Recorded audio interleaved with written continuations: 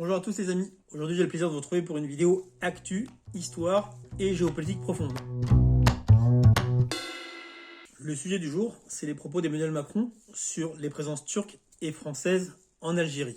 On va commencer par un petit peu d'histoire et rappeler ce qui différencie les présences turco-ottomanes et françaises en Algérie. Dans un second temps, analyser le pourquoi de cette obsession de la France pour la Turquie au Maghreb. Et on conclura par le calcul géopolitique qu'il y a derrière cette sortie, qui arrive juste après l'humiliation de l'affaire des sous-marins. Calcul géopolitique que laisse transparaître la médiation entre cette phrase d'Emmanuel Macron et une autre de Jean-Yves Le Drian. En effet, la sortie d'Emmanuel Macron sur la Turquie et l'Algérie prend tout son sens quand on fait la médiation avec celle de Jean-Yves Le Drian qui s'adresse aux États-Unis juste après l'humiliation de l'affaire des sous-marins, quand il dit, je le cite, « Le retour de la confiance prendra du temps et la France attend des actes de la part des États-Unis. » Mais commençons par l'histoire. Tout d'abord, un rappel historique. Les Turcs sont restés en Algérie 331 ans. Les Français, seulement 132 ans. Donc, de ce point de vue, pour un non-initié, c'est vrai que la question de M. Macron peut sembler légitime. Est-ce que les Algériens ont la mémoire courte ou est-ce que, comme à chaque fois qu'il s'agit de la Turquie, M. Macron a les fils qui se touchent? La question, elle se pose d'autant plus en France, où, comme le rappelle Didier Billon, la Turquie est un pays mal connu des Français. On va donc faire un rappel historique factuel. En réalité, l'Algérie est le meilleur exemple de la différence de mentalité entre l'Empire ottoman, qui était donc le dernier empire turc, et les autres grands empires de l'ère moderne, l'Empire portugais, l'Empire espagnol, l'Empire anglais et naturellement l'Empire français. Comme on comprend toujours mieux le monde à travers une carte, on va présenter une carte de l'Empire ottoman qui, pour rappel, a existé de 1299 à 1918. Donc je vais vous laisser la regarder et méditer dessus pendant quelques petites secondes. Continuez de regarder et demandez-vous de quel pays la langue turque est-elle devenue l'une des langues nationales? À combien de peuples la langue turque a-t-elle été imposée? Combien de peuples ces Turcs si barbares ont-ils converti à l'islam? La réponse, c'est aucun, aucun, aucun. Comme le dit Lénine, les faits sont têtus. Maintenant, une autre carte, celle des présences françaises en Afrique. Le français a été imposé absolument partout. Et à l'exception du Maghreb, tous les peuples soumis ont été évangélisés. Ce constat factuel, vous le ferez également avec les anciennes colonies espagnoles, portugaises et anglaises. Donc c'est factuel et c'est une première différence majeure. Les Turcs sont le seul peuple qui n'a jamais eu cette logique d'acculturation et d'imposer soit sa religion, soit sa langue. D'ailleurs, parenthèse, l'Empire ottoman ne s'est pas écroulé parce qu'il n'a pas réussi sa révolution industrielle, comme on l'apprend à l'école. C'est effectivement l'une des raisons, mais la raison principale, c'est parce qu'en réalité, il était basé sur une utopie. Celui d'un empire multiethnique et multiconfessionnel dans lequel chacun garde sa religion et sa langue. C'est une différence majeure avec les empires européens qui, eux, ont systématiquement imposé leur langue et quand ils l'ont pu, évangéliser. Maintenant, ce qui différencie la France de ces trois autres puissances européennes, Espagne, Portugal et Angleterre, c'est que les trois derniers regardent leur empreinte sur le monde, leur histoire avec lucidité. Ils ne se ridiculisent pas à essayer de faire la morale à un pays qui n'en a acculturé aucun autre. C'est factuel. Si ce n'était pas si antagoniste, on pourrait dire qu'ici, la France donne à l'hypocrisie ses lettres de noblesse. Ce serait entièrement mérité pour des gens qui ont quand même trouvé des euphémismes comme colonie, comptoir, mandat ou protectorat pour justifier et même glorifier le pillage.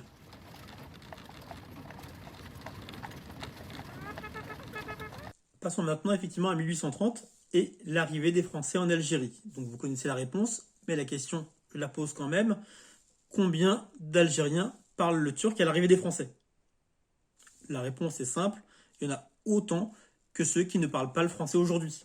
Regardez une nouvelle fois une carte de l'Empire ottoman. Donc, la principale différence entre l'Empire ottoman, donc le dernier grand empire turc, et les autres grands empires de l'ère moderne, c'est qu'il ne suffit justement pas de regarder sur une carte là où on parle leur langue pour connaître leur empreinte. Il faut un petit peu de culture. Et un petit message pour vous, Monsieur Macron, vous voyez, ça s'appelle de la culture. Et la culture, c'est comme le sexe. C'est que du plaisir. Plus ça rentre, plus on veut en mettre. D'ailleurs, pour ceux qui veulent aller plus loin, enfin dans la culture évidemment, je précise, je leur conseille le fabuleux livre de Jean-Paul Roux, L'histoire des Turcs, où par cette magnifique phrase, il résume un pan de 619 années d'histoire turque quand il dit « L'Empire ottoman a disparu comme s'il n'avait jamais existé ». C'est-à-dire comme une utopie. Et c'est factuel, chaque peuple a gardé et sa langue et sa religion. A contrario, les plaies des présences européennes dans ce qu'on appelle communément les pays du Sud sont partout et sont malheureusement indélébiles. Attention, je ne dis pas naturellement que c'était angélique de vivre sous domination turque, mais factuellement, donc c'est la première différence, de respecter la langue et la religion du peuple conquis, je pense que ça en dit assez long sur le reste. A contrario, les puissances européennes, elles, avaient compris, et on le voit aujourd'hui, que l'imposition de la langue et ou de l'évangélisation resterait un levier de domination pour toujours. C'est factuel. La langue, même en cas de décolonisation, resterait un moyen de ne jamais réellement partir. Donc passons maintenant au concret. Comme le rappelle le professeur Waldi, les Turcs arrivent en Algérie en 1519 à la demande des notables algérois pour se placer sous la protection d'une puissance musulmane dans une stratégie d'équilibre face à Charles Quint. En revanche, ce que le professeur Waldi ne dit pas, probablement pour épargner la susceptibilité française, c'est que c'est pour les mêmes raisons que la France de François Ier suivra la même voie que l'Algérie en 1525 pour éviter le dépecement. Jean-Dominique Merchet, lui, a le courage de l'admettre. C'est grâce à la Turquie ottomane et au fait que la duchesse de Bourgogne ait demandé l'aide de Soliman dit le Magnifique que la France a évité la disparition. Et c'est oublier une partie de notre histoire, puisque chacun sait que le royaume de France a dû survie à la Turquie, quand la France a osé, bravant un tabou, s'allier avec une puissance musulmane contre l'empire des Habsbourg catholiques. Donc, il faut savoir que dans l'histoire, nous devons en quelque sorte notre survie en tant que France, dans l'histoire ancienne, à la Turquie. Le roman national français écrira qu'entre François Ier et le sultan Soliman le Magnifique, c'était une alliance, ceci car c'était probablement trop dur d'admettre qu'on avait eu besoin d'un Turc pour autre chose que pour sa toiture, son carrelage ou pour combler un petit creux. C'est cette mémoire sélective française qui explique des sorties comme celle de M. Macron avec, bon, il faut le dire, un tout petit peu, vraiment tout petit peu de mauvaise foi. Tout petit peu. Maintenant, quelques exemples des principales différences. Durant la présence turque en Algérie, il n'y a pas eu de crémieux turc qui crée une hiérarchie entre citoyens israélites et citoyens musulmans. En faisant de ces derniers, c'est le cas de le dire, vraiment les derniers des hommes et des sous-citoyens dans leur propre pays. Il n'y a pas eu de Jules Ferry turc. Et d'ailleurs, parlant de Jules Ferry, je vais mettre un petit peu de côté le langage soutenu pour parler un peu plus crûment. Le comble, c'est que c'est un mec avec une aussi sale gueule qui nous lance une théorie sur les races et qui nous dit que les races prétendument supérieures ont non seulement le droit, mais le devoir de civiliser les races inférieures. Non mais franchement, regardez sa gueule. Après avoir longuement regardé sa gueule, donc pour ceux qui ont fini de vomir, regardez maintenant ce qui leur rend hommage. Et le fait de voir François Hollande lui rendre hommage, là je m'adresse à ceux qui déboulonnent des statues, il n'y a pas eu de sétif turc, il n'y a pas eu de 17 octobre 1961 turc, il n'y a pas eu de guerre d'Algérie faite par des Turcs. Je vais maintenant refaire une parenthèse qui ne concerne pas l'Algérie. Comme les années m'ont appris la prévisibilité des gens, je vais devancer tous ceux qui trépignent devant leur écran en pensant m'apporter la contradiction avec l'Arménie. Commencez par regarder les conclusions du procès dit des exilés de Malte. Conclusion que l'Angleterre a l'honnêteté intellectuelle de continuer de respecter, puisque jamais contredite à ce jour. Ensuite, regardez la définition de Lemkin, ayez le courage de regarder en face qui propose un contradictoire et qui s'y soustrait.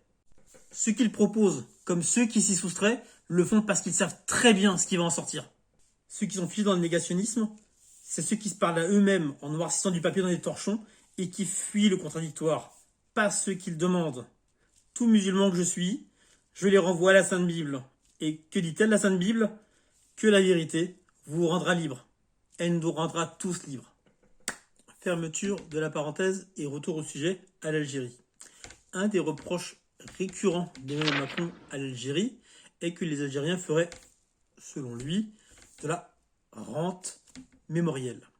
Mais est-ce réellement à cause du passé que les Algériens, et plus largement les anciennes colonies françaises et encore plus largement les pays du Sud, ont une telle défiance vis-à-vis de la France? D'ailleurs, précision utile, quand je dis France, je ne parle pas naturellement de 67 millions de Français, dont 99% n'ont jamais tiré profit du pillage des anciennes colonies, mais je parle bien effectivement de son élite représentante depuis les Jules Ferry et depuis les Crémieux.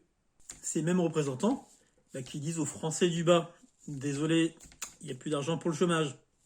Désolé, il n'y a plus d'argent pour les retraites. Désolé, en fait, il n'y a plus d'argent pour rien, sauf pour notre devoir moral envers les Africains. En réalité, cette défiance vis-à-vis de la France n'est pas le fruit du passé et d'une repentance mémorielle fantasmée, mais bel et bien à cause de ce que la France fait aujourd'hui, et notamment à l'Algérie.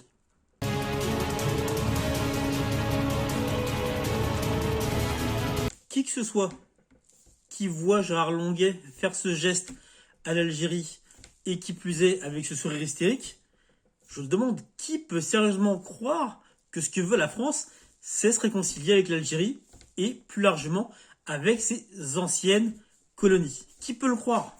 Quelqu'un qui voit François Hollande rendre hommage au grand colonisateur Jules Ferry en posant une gerbe, peut-il le croire? Quelqu'un qui voit le traitement des musulmans dans leur ensemble par Emmanuel Macron, peut-il le croire? Oui, on souffle à l'oreille dans leur ensemble, sauf ceux qui ramènent une Coupe du Monde de foot.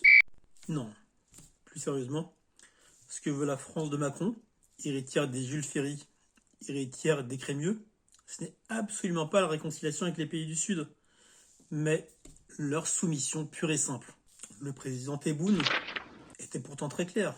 Ce qu'il a demandé, c'était le respect total de l'État algérien, des Algériens, et un échange d'égal à égal. L'élite française, elle, représentée par Macron, ne comprend pas une telle demande, tellement aveuglée par son mépris et son inculture. Elle ne comprend que la verticalité, et elle ne comprend absolument pas pourquoi, alors qu'elle accepte d'être vassalisée par les États-Unis, elle ne comprend pas pourquoi les pays du Sud, qu'elle estime être inférieurs à elle, refusent une telle relation asymétrique. Ne quittez pas, je vous le passe.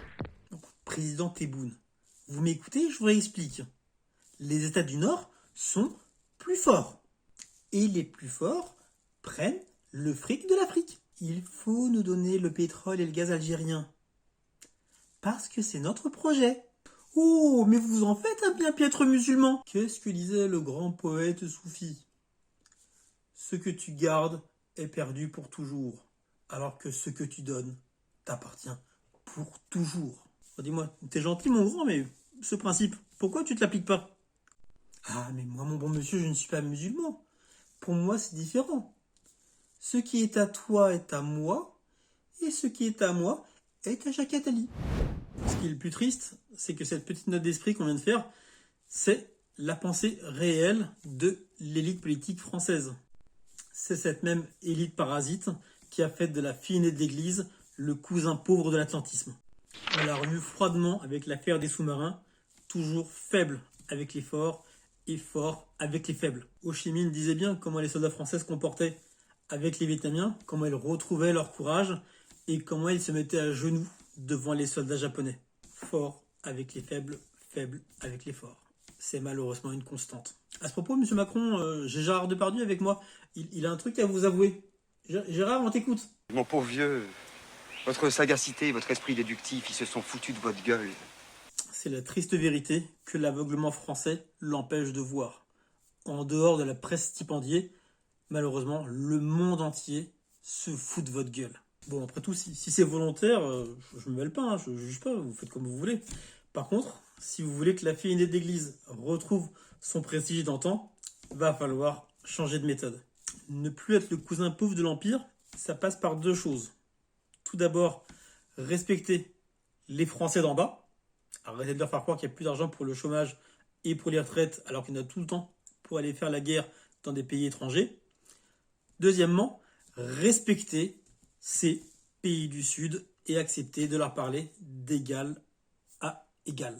Mitterrand avait l'honnêteté de le dire. Sans l'Afrique, il n'y aura pas d'histoire de France. L'Afrique est donc vitale pour la France, bien plus que l'inverse. Et cette obsession pour l'Algérie de la France, c'est que l'Algérie est vraiment stratégique. C'est la porte d'entrée de l'Afrique. Comme le disait le Marocain Si Bekkaï en pleine guerre d'Algérie et en faisant référence à ce pays, je le cite, « Le Maroc et la Tunisie sont les ailes du Maghreb. Quand les ailes sont libres, le corps se libère. » Perdre l'Algérie a été à ce point douloureux pour la France qu'elle y avait absolument tout. Le beurre, l'argent du beurre et la beurette.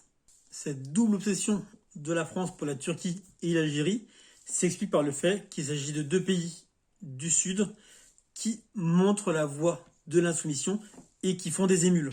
Par exemple, la Guinée, qui avait refusé cette arnaque de décolonisation de façade, imitée aujourd'hui par le Mali, qui est l'un des piliers de la France-Afrique, et demain peut-être un autre pilier, la Côte d'Ivoire. Une nouvelle fois, bien plus que ce qu'elle a laissé dans les mémoires, c'est ce que fait la France aujourd'hui en Afrique qui fait qu'elle y perd du terrain. Cette histoire de rente mémorielle dont parle Emmanuel Macron, c'est juste un prétexte pour ne pas se réconcilier. Passons maintenant à l'obsession française pour la Turquie. Et je dois avouer qu'à ce stade de défiance, il n'est pas exagéré de parler, je pèse mes mots, de haine viscérale. J'arrive pas ni à comprendre, ni à conjecturer les raisons d'une telle défiance. Si c'était simplement parce que c'est un pays du Sud qui n'obéit plus et qui menace l'équilibre unipolaire du monde occidental, eh bien les pays anglophones accompagneraient la France dans une telle démarche au lieu de la laisser isolée et hystérique. C'est factuel. Il n'y a que l'élite française qui ait une telle défiance vis-à-vis de la Turquie. Bon, question à 1 million. La France n'a-t-elle jamais aimé la Turquie ? Assurément, la France a adoré la Turquie de Sèvres. Humiliée et à genoux. Elle l'a adorée autant qu'elle déteste aujourd'hui celle de Lausanne. D'ailleurs, ce n'est pas un hasard que le traité de Sèvres, qui est le plus humiliant de toute l'histoire turque, a été signé en France. Ce n'est pas un hasard non plus si à la fin de la Première Guerre mondiale, le général français Franchet d'Espéret est rentré dans Istanbul conquise sur un cheval blanc. Il s'agissait pour lui de faire un pied de nez à l'histoire et au sultan Mehmed II, qui avait fait de même quand il a pris la ville en 1453 et vraiment appuyé l'humiliation des Turcs par cette ultime insulte. Il est à rappeler que les alliés de la France, la Russie et l'Angleterre, bien plus visionnaires, avaient mis en garde la France contre de telles pratiques si humiliantes. Il leur avait clairement dit « Si vous les humiliez trop, c'est le meilleur moyen de faire qu'ils se relèvent ». Plus récemment, Donald Trump, qui avait menacé de détruire l'économie turque et que le pays avait été sauvé par une injection massive de liquidités de la part de l'émir du Qatar, le seul leader occidental à pester, naturellement en dehors de Donald Trump, c'était Emmanuel Macron. La presse qatari rapportait qu'Emmanuel Macron avait été jusqu'à lui dire « Il était à genoux, il était à notre merci. Pourquoi vous l'avez sauvé ?» Alors, si ça, c'est pas de la haine, franchement, faut qu'on m'explique. Ce à quoi l'émir Al-Tamim aurait répondu « Erdogan, c'est mon père. Bon, évidemment, pas père comme Anakin et Luke, hein, rien à voir. Le prince faisait uniquement référence à la loyauté turque quand MBS et MBZ avaient été diligentés par leur maître pour détruire le Qatar. Ceci nous montre clairement que le problème de fond de l'élite parasite française, ce n'est pas l'Algérie ou la Turquie en tant que telle, mais ce qu'il représente. Une insoumission dans un monde où il n'offre que la brutalité sans plus avoir les moyens de la maintenir. Une parenthèse. Aujourd'hui, le Portugal et l'Espagne ne sont plus des puissances, mais une question qui serait légitime serait de dire mais pourquoi est-ce que l'Angleterre n'a pas un rapport aussi torturé avec ses anciennes colonies? L'une des réponses, c'est que globalement, les colonies anglaises, enfin les anciennes colonies anglaises, s'en sortent mieux économiquement que les françaises. Le sujet, c'était de différencier l'impérialisme turc et l'impérialisme français, mais on pourrait aussi bien faire une émission qui différencierait l'impérialisme français de l'impérialisme anglais. Basiquement, les Anglais étaient juste plus visionnaires. Ils avaient compris que la brutalité est un moyen d'étendre le marché, ce qui mécaniquement augmenterait les profits des uns et des autres. Alors que pour la France, la brutalité n'a été qu'un moyen d'instaurer une rente pour son élite parasite. La perte progressive de cette rente est ce qui explique des crispations comme celle de M. Macron. Je précise, c'est important, que globalement la société turque est tout ce qui est francophile. Ceci du fait de trois choses.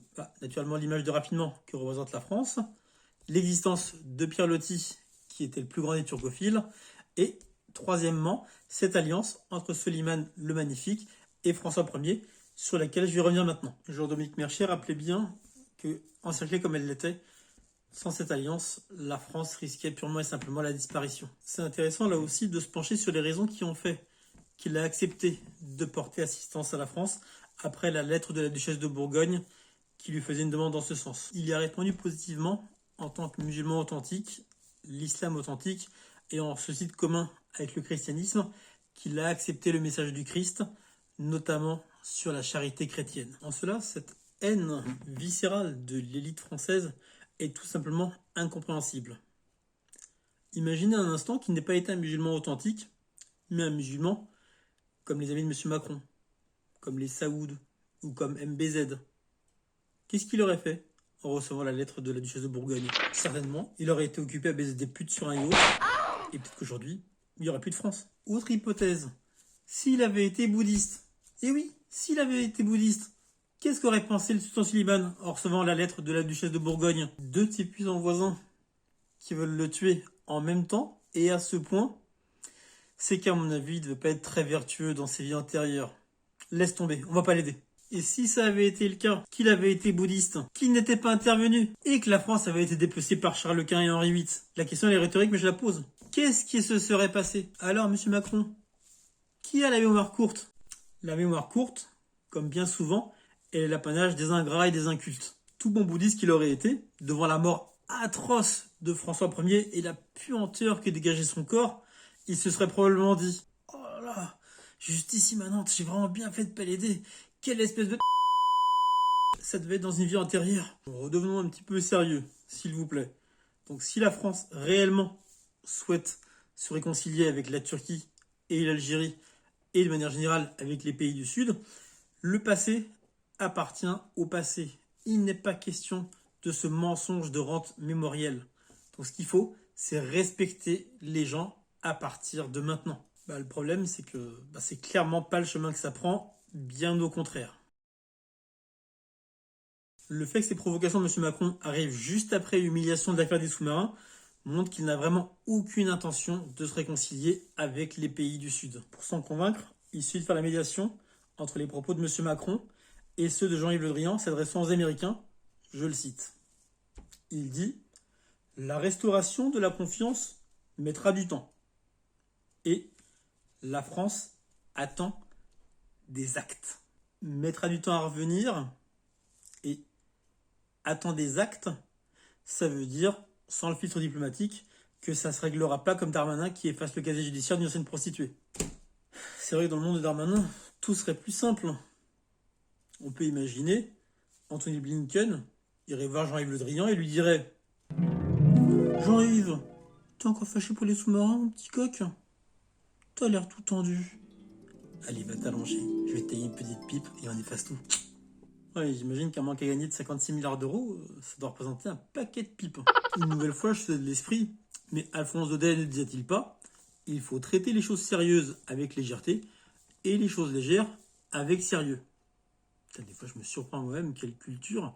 Comme dans le film Casse Départ de Thomas Nguijol et Fabrice Eboué, je suis probablement un Turc savant. Oh, la lumière. Bon voilà, sans le filtre diplomatique, ce que sous-entend Jean-Yves Le Drian ici, c'est « Eh mes petits cocos, vous nous avez humiliés devant le monde entier, vous nous avez fait perdre 56 milliards d'euros, il va falloir nous aider à récupérer cet argent de notre manière. » En cela, donc c'est pas un souhait mais un pronostic, l'Algérie, en tant que pays non aligné sur l'atlantisme dans un monde post-guerre froide, est clairement une cible. Idem pour la Turquie pour deux raisons. D'une part, la découverte de champs gaziers en Méditerranée, et d'autre part, pour entre guillemets, le mauvais exemple qu'elle donne aux pays africains. Emmanuel Macron parle d'ailleurs sans détour d'encercler la Turquie.